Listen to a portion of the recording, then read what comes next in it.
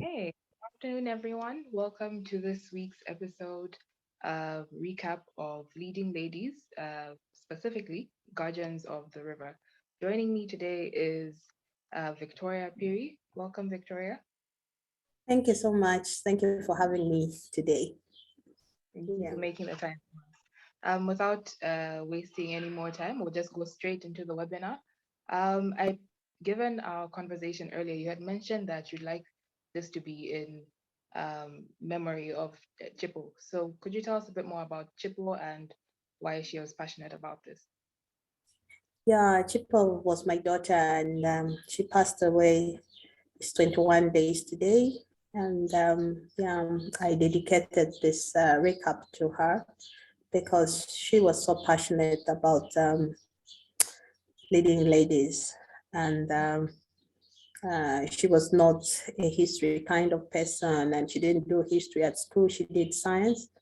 But the moment leading ladies came on, she was so excited and she was saying that, if history was taught the way leading ladies is done, she would have loved to do it.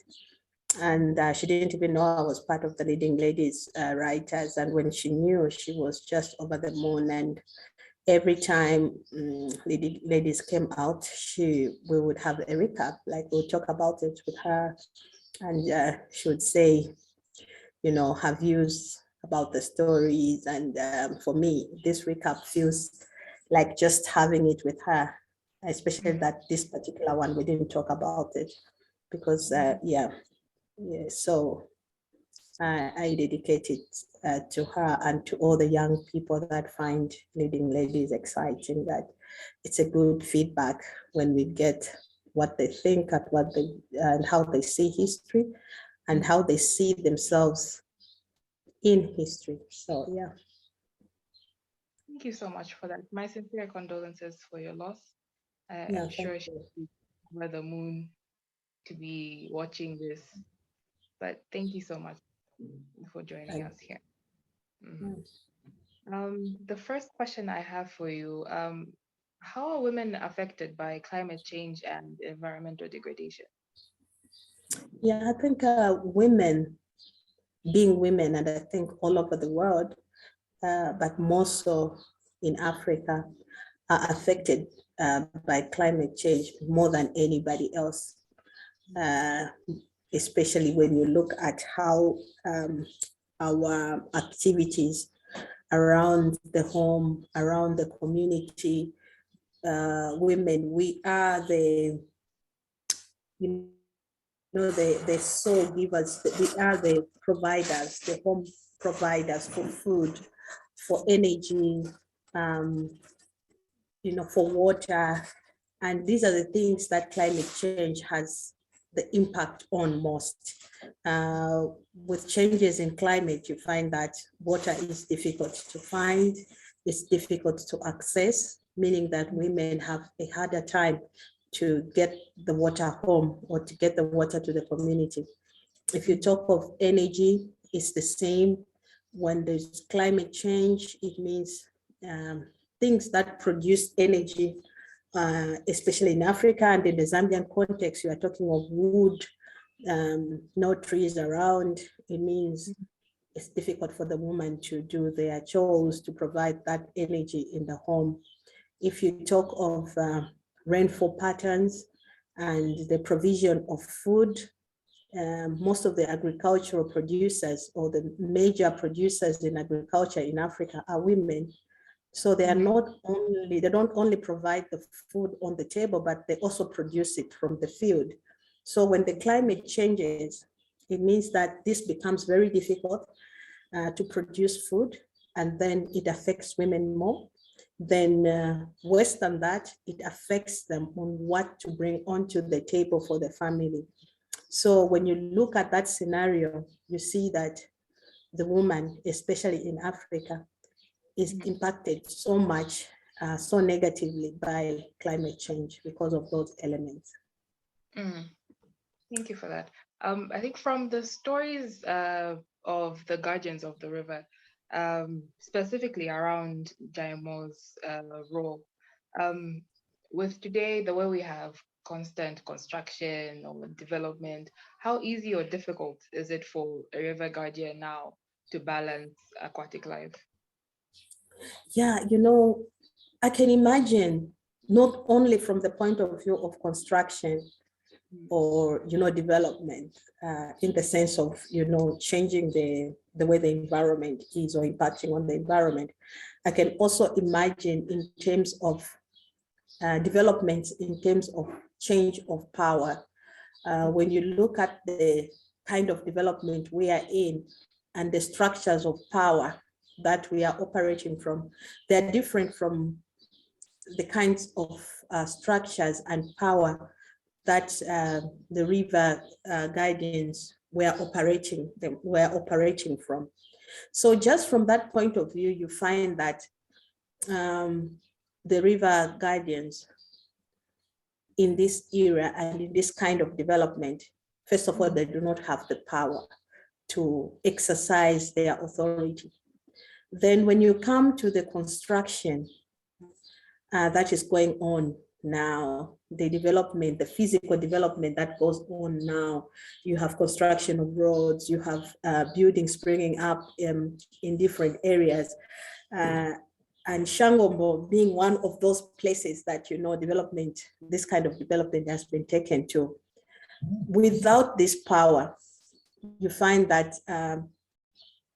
these women would not have that kind of authority. I can imagine them stopping, for instance, the road development agency, stopping them from building this bridge or this road across this river.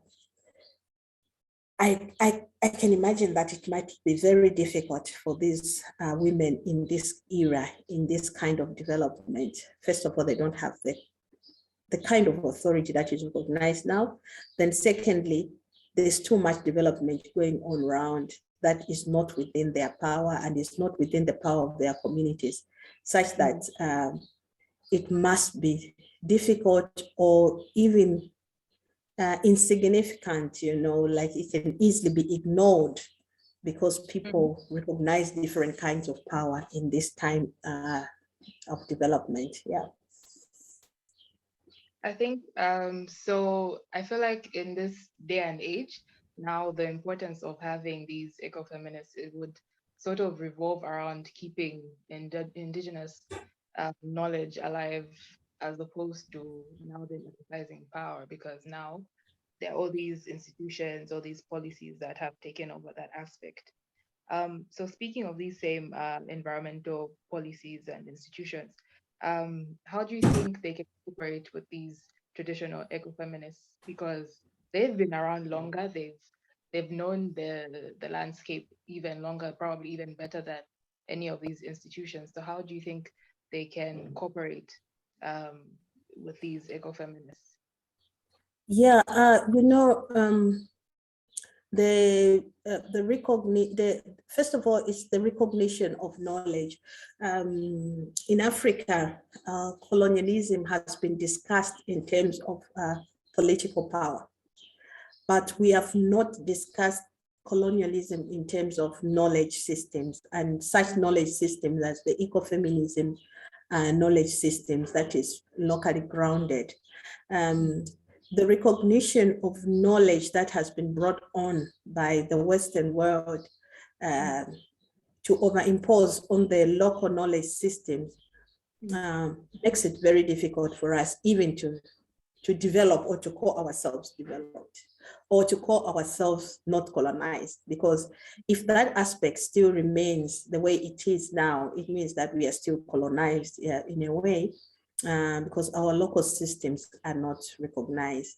So the easiest and quickest way to have this kind of, to have this kind of knowledge in ecosystem to be recognized and to have authority, especially that we are now saying that they've been here longer than this new kind of development that we are talking about, is to have it first of all recognized as knowledge that can even be studied at university, that can be respected and that can be valued.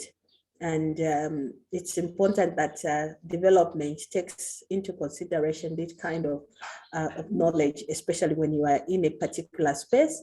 And there have been people that have been around for centuries in that space. How is it that they've been dealing with this space? And how is it that they've been dealing with this landscape? And when I was invited to do this recap, I was so interested because currently, actually, I am studying, I'm doing a study on traditional knowledge on landscape. That's something that not so many people take interest in because we've been living in this landscape for centuries. What is it that we know about this landscape that can be of value and which we can protect up to today? Because what happens is that people like the river guardians, if they died today, that knowledge that they have, is it anywhere recorded? Are we losing it? Are we keeping it? If we are keeping it, where and how? So the landscape, it's been something very cardinal to our very existence, because without it, we have no place to be. Yet we talk about climate change, we talk about weather, we talk about all these things, and yet we are not discussing the knowledge that is embedded in the landscape. That's true. That's true. We definitely need to do more of putting together all this indigenous knowledge. I know we talked a lot about the landscape evolving and changing, but I'm sure even in these villages specifically, there are people who still believe in the river guardians and they listen to them. But then what happens to those who decide to go against the advice of the river guardians? Within the community structures, the traditional structures that these women exist in, their power is recognized. And there are systems that have been set that if somebody goes against their authority, that person will be dealt with within the structures of the traditions and of the customs. And I would want us to look at this topic, not in isolation, but also in the wider sense when we talk of power. Women have been talking about not having power, our traditions not giving power to women. And now when you look at these traditional river guardians and the authority that has been given to them, and which everybody in that community recognizes, the question I would like to ask is it true that our tradition does not give power to women? Or is it true that actually the opposite is true? Because when the last question you asked about development, construction, and how these river guardians are affected in this type of development now, you find that the power that they had, the modern system gets it away from them. So who gives you as a woman power and who grabs the power from you? So the narrative has been that women in the traditional society don't have power. Actually, they do. And not only political power that we think of only, we think of power in terms of going to plot one and stuff like that. There's lots of powers around that we are losing as women as we talk about development, which we are not even realizing. And this is one kind of power that you can actually see and is demonstratable. And if you went to that community, you would be surprised how every man, woman, young person, leaders follow the authority of these women when you talk in terms of respecting the aquatic life of the rivers on which they are guardians. So they do have the authority, and their authority is as powerful as it can be. Within that traditional setup, nobody would go fishing if they say it's not time to fish. Yeah, I get it. Nobody would get into the waters if they say do not get into the waters now. Nobody can do that kind of, this is the kind of power we have to imagine and think about and even appreciate that, it's real power. Yeah. I think when I was just reading a bit more about ecofeminism, and even just as an avid follower of the Leading Ladies series, I personally learned how matrilineal Zambia is, um, traditional wise. So it's very the fact that people still think that women don't necessarily have power. It's more a problem that came with colonialism as opposed to women just not having power. So I think you raised a very valid point about women always women being in power and women being listened to. So speaking of how do we balance now between women originally being in power and walking in power and people uh, listening to them to now where we have now a more patriarchal society? How do we sort of go back to balancing to walking in that power? Yeah, I think the first step we need to take is one, such as what Leading Ladies is doing now, documenting the powers that we have as women and recognizing them and bringing them out to people like you and me. Because first of all, these myths about women in traditional society not having power are there and are perpetuated because we don't know what we have. So the myth is perpetuated, and it's not perpetuated by the outsiders, even ourselves. We stand up and say, our tradition does not support. These things, we are not hearing them anymore from outsiders. We are hearing them from ourselves. That's the sad part. So can we document these stories so that when we speak from a point of view of knowledge, not of mythology? And then secondly, how we balance is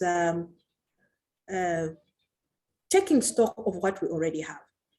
Before we complain that we are a disempowered lot, can we take stock of the power that we already have?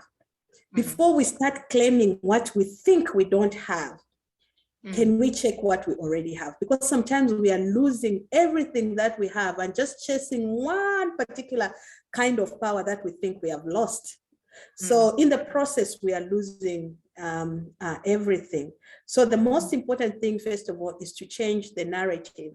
I once attended a conference in China from third world countries, which was talking about women and how powerless they are in these patriarchal communities in Africa and Asia. And everybody else that was there talked about how it was so difficult for women to do this, to do that. I spoke last because of my name, which starts with P, and I spoke a different narrative. I just demonstrated how powerful a woman in the Zambian traditional context is.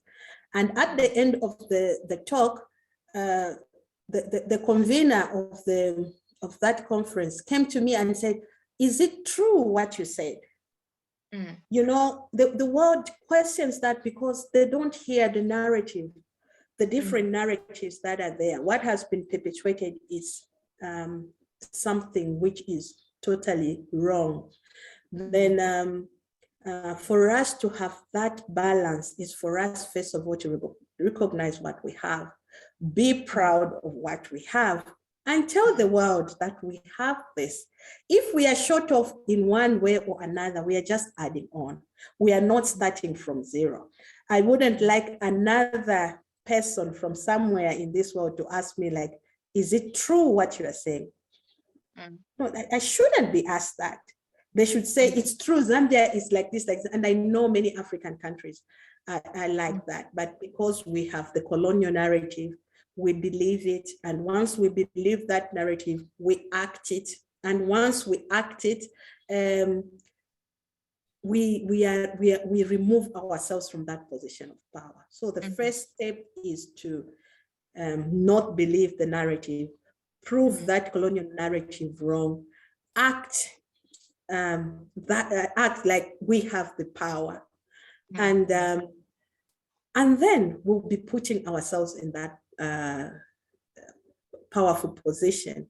mm, So we should not discard our traditional roles for modern roles at the expense of losing our power. yes. If moving to another kind of life disempowers us, we should resist it. Mm, Otherwise, why move? And then when we move, we start fighting for the power that we already had. For me, I mm, feel we've been fighting a battle for other people because we mm. already have the power. So it's But just can a we matter. even add on? Yeah. Hmm. Yeah, speaking of acting like we have the power, apart from these series like Leading Ladies, how else can we promote ecofeminism? For me, ecofeminism should start from the home. Like I explained, when we talk of climate change, Mm, we know that it affects women more than it affects anybody else. So from there, can we start from the house? Um, can we be eco-feminists in our own homes? mm, I can imagine that if we are going to take care of the water that is in the house, how much should not be misused. Um, mm, we are already setting a pace, not only for ourselves, but also for our children and for the future mm, generation. So I'm thinking that this river guardianship, it was not given to women by mistake. Yeah, it's because we are closest to these effects of climate change, to these effects of changes in the environment and in the um, uh, yeah, in our surroundings. So I would say that we start first of all with ecofeminism in our homes. But I mm, wanted to go to another stage. Uh, can we have ecofeminism as a topic in people studying environmental science, for instance?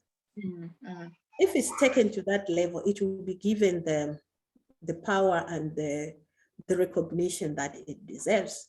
Can mm, somebody write an exam about that? Can mm, somebody do a research about that?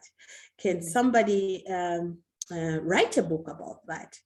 mm, For me, then we are taking it to another level. Can it be reinterpreted into the lives that we live today? mm, If it can, then we are leaving that feminism and taking it to the next generation.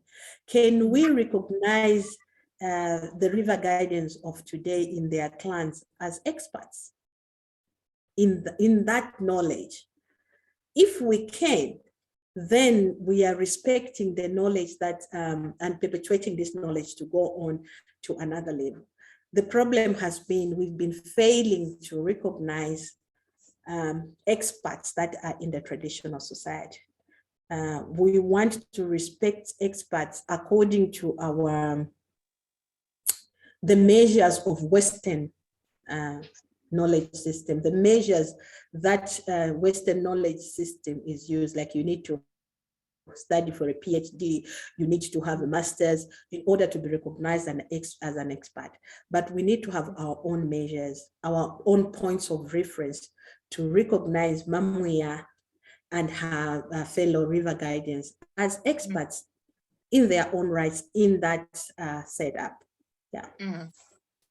So it would also be a matter of engaging now all these education institutions, education sectors, to sort of incorporate ecofeminism in the curriculum, just so we can have that information for generations to come.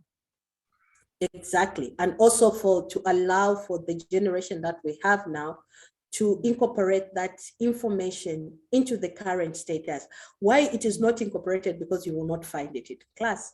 So there is a separation of what we learn in school and what we learn at home and what we see in the village. It shouldn't be like that. It should be a complete package. When children are doing environmental science, can they learn something about these people? When there's now an intangible cultural heritage studies at the University of Zambia, I would be very happy to see this part of the of learning incorporated in that. It can be in history, it can be in water management, people that are dealing with water management. So it can be at NRDC, it can be at the University of Zambia, it can be at a primary school level, but can it find its ways in the curriculum? Then we can modify it or put it into our current system. Can somebody go to a JETS competition and they are displaying these skills, or they're interpreting these skills, and they are given marks for that. So for me, that's the only way we can make it adaptable to the kind of life we are living now. I definitely agree with you. So we're almost at the end of our webinar, but maybe you could just share a few pointers on things that stood out to you about the Guardians of the River. Yeah, there are several things that stood out, but one thing was about that plankton algae that is protected in this river, and it's even monitored to see that how much is there and how little is there. I grew up in a place where we were always around the river, Mansa River, and I know about this plankton algae. It's called limbwe limbwe. I didn't know how important it was, and to learn it from the traditional aspect, I'm like, wow, how knowledgeable our traditional ancestors were.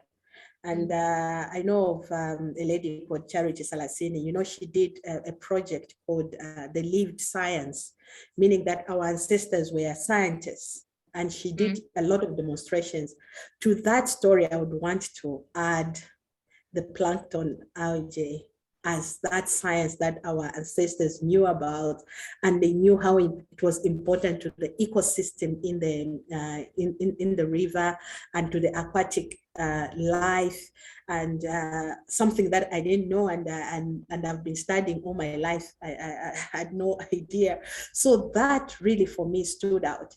Then another aspect that stood out was the way Mamwe checks the water temperatures and to see that the river flow is not, changed drastically. And this is for the importance of the production of the reproduction of the life in the river, such as the fishes. These days we have fish ban, and government has to impose this fish ban and tell people not to fish at particular times of the year because the fishes are reproducing. Our ancestors knew about that, and they had this woman who didn't even have a gun or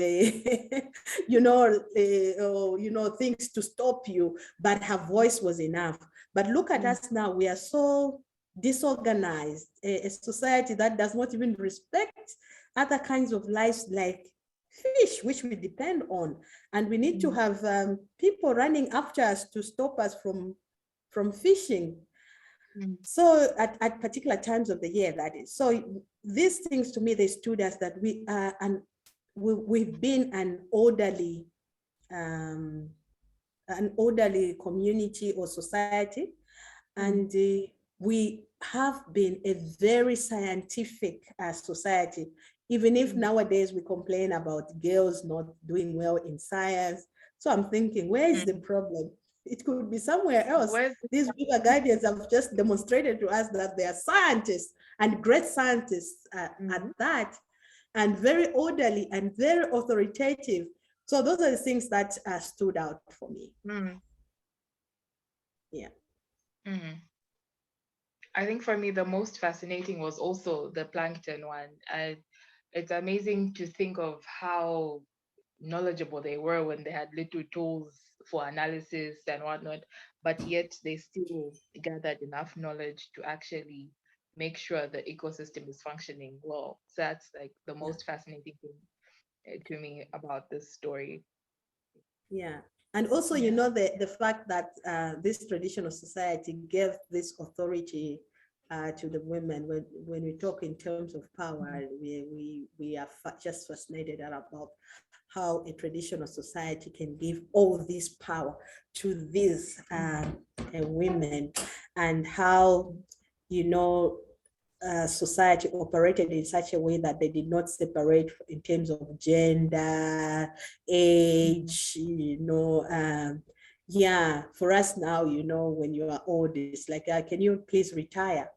But look at Mhm. those old women, the more experience, the more knowledge, the more useful. But in the current situation, there's gender issues, age issues. Yeah. Mhm. Mm. So that.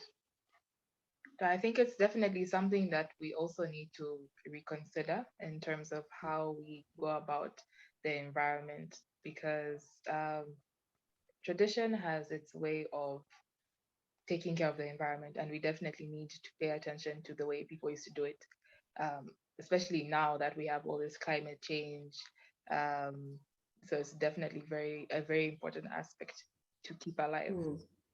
Hmm. Yeah, very important. And I think what also strikes me is that traditional society did not wait until climate change started showing its effects for them to control or to put up measures to make sure that, things in the environment are okay. Traditional society took care of what they have at that point, the way it was. But in today's society, we wait until we have pollution levels so high before we can put a law to say, can you reduce this to that? We wait until there is no more rain coming before we say, don't cut down trees. We wait Hmm. until rivers dry before we say, please stop doing what you are doing there. So I think we have lots to learn from the traditional society. We don't have to wait until the situation is there before we can put correctional measures.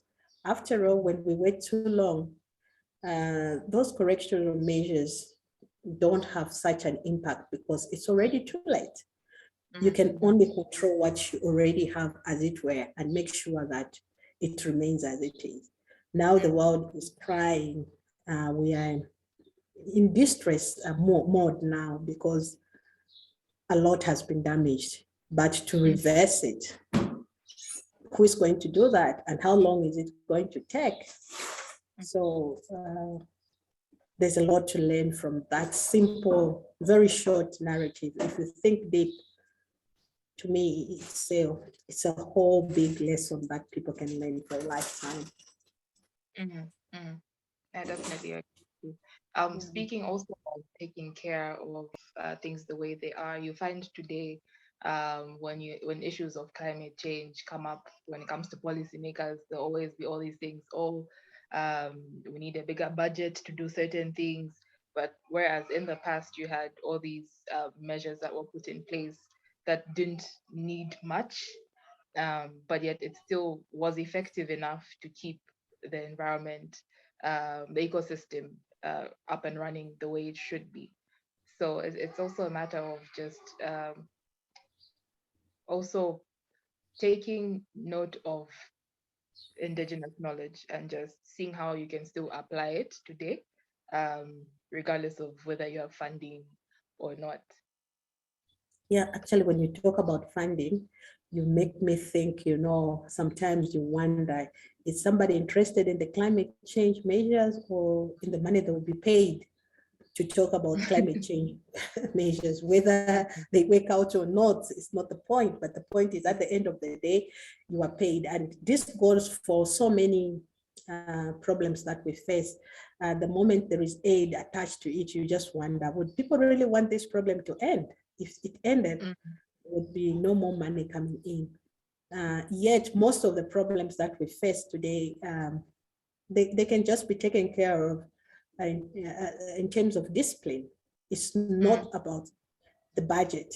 It's not mm. about, all these monies. It's just about change But in the the way you behave towards a particular thing, and then it thrives. So mm, when you put money to it, you are wondering whether is it really for the change or is it for the money? mm, mm, So those river gardens have been doing that without a budget attached. mm, And mm, yeah, the people around that place have been observing the rules without a budget attached. Why mm, is it that when it comes to us, we want a budget? And when there's no mm, budget, nothing happens. yes. Really, you start questioning it. What's the reality? Mm, mm. Yeah. That's definitely true. So, basically, what I've learned here is we need a lot of discipline, like the traditional knowledge, and we also need, actually, no, we definitely need a lot of discipline based on the river guardians and what they do. Yeah. Yeah. Actually, we need So, a lot of discipline. mm, Yeah. And we need to respect our knowledge systems. They've been in place for such a long time, and we should not, it's not time to reinvent the wheel. There's no need. We've been mm, doing it. Maybe the world can learn from us. Why not? What do you think? mhm. Definitely. We've been practicing a lot better and a lot more Yeah. sustainably. So it's definitely time that the world can also learn from us in this Yeah. regard. Mhm. And I'm sure with Yeah. the Leading Ladies series, I'm sure eventually the world will begin to learn from our leading ladies. Mm, Mhm. yeah. Mhm. So we are almost at the end of our webinar. Do you have any closing remarks for us? Oh, I just want to say, you and I are the most powerful people on earth, actually, from our tradition, from our location, and no one should make us feel otherwise. And I also want to say that, the climate is changing and it hasn't started changing now. Our ancestors knew that, things can go wrong, all the fishes can